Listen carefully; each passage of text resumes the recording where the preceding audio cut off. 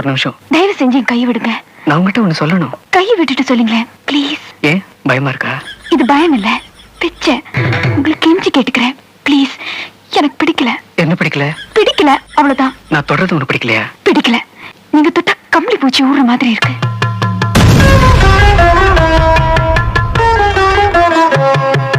சாப்பாடு ரெடி.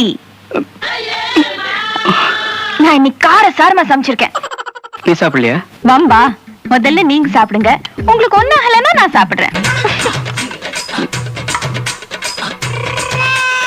கையிடுங்க, நான் ஊட்டி விடுறேன்.